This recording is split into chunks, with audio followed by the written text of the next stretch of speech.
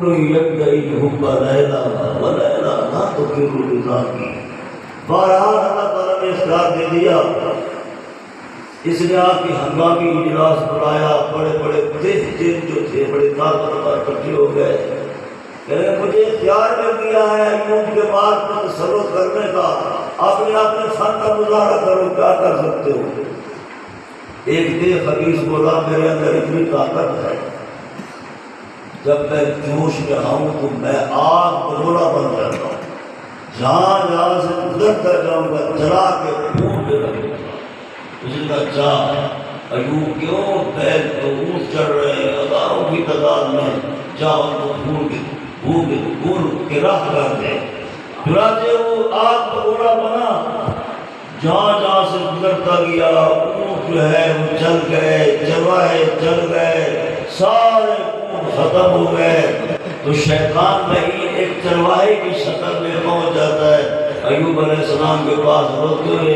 ایوب اب بھی تو باتیں کر رہا ہے، تیرا سارا مال مجھے گیا، اونٹ تیرے جل گئے.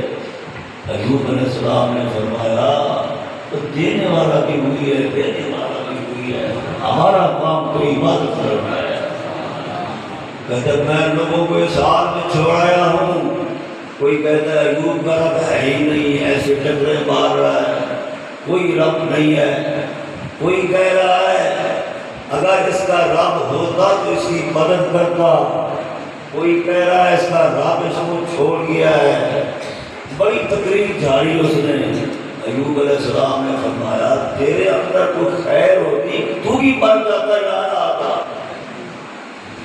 جھاڑے مارتا واپس گیا. پھر دوبارہ ہنگامی اجلاس بلایا. کام کو نہیں کرا. کوئی اور اپنے فن کا مظاہرہ کرو کہ مجھے اختیار مل گیا ہے ان کی بکریوں اور بیلوں پہ تصرف کرنے کا.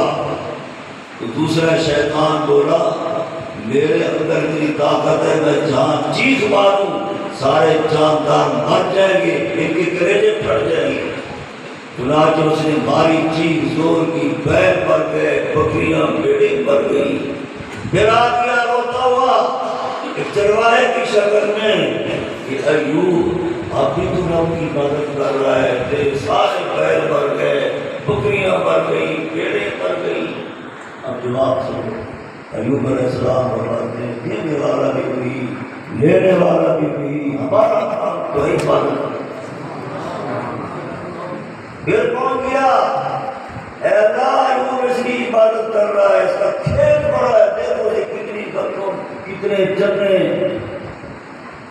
اللہ تعالیٰ جا کھیت کو بھی تصرف کر. کھلیان پڑے ہوئے تھے گندم کے اور مختلف چیزوں کے، غلے کے. اس نے پھونک ماری سارے جل گئے، بالکل ختم. حالانکہ ہارٹ اٹیک ہو جاتا ہے اس موقع پہ. پھر ایوب علیہ السلام کے پاس جا کے کہتا ہے اب بھی کوئی باتیں کر رہا ہے، تیری گندم ساری جل گئی، غلہ سب ختم ہو گیا. ایوب علیہ السلام نے فرمایا دینے والا بھی وہی، لینے والا بھی وہی. میں آیا تھا ننگا تھا، کپڑے نہیں تھے، جائیں گے اسی حال میں، اٹھیں گے اسی حال میں، جو کچھ ہے اسی کا ہے، ہم تمہارے ہے ہی نہیں. پھر شیطان کی کوشش دیکھو کتنی اپنی کوشش میں کتنا پڑتا ہے. اللہ تعالیٰ سے کہتا ہے اللہ ایوب تیری عبادت کچھ نہیں کر رہا ہے، اس کے بچے ہیں، اس کی بیوی ہیں، خوش خرم رہتا ہے.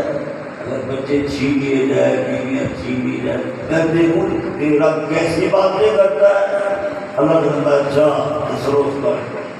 تفاصیر میں لکھا ہے محمد تفاصیر میں کہ ایوب علیہ السلام کا بڑا خاندان تھا، کئی بیویاں تھیں، بچے تھے. ایک محل میں بیٹھ کے کھانا کھا رہے تھے. یہ شیطان نہیں اس کو ہلاتا رہا حتیٰ کہ دیواریں گری، چھتیں گری، سارے دب کے شہید ہو گئے. کسی کے ہاتھ میں لقمہ، کسی کے منہ میں لقمہ، سارے بچے شہید ہو گئے. اس نے سر پہ پٹی باندھی، خون بہ رہا تھا شیطان کا. ایوب علیہ السلام کے پاس پہنچ گیا. اب بھی کوئی باتیں کر رہا ہے، بچوں کو ہاتھ دے جا کے میں بھی زخمی ہو گیا ہوں، سارے شہید ہو گئے، کوئی نہیں بچا.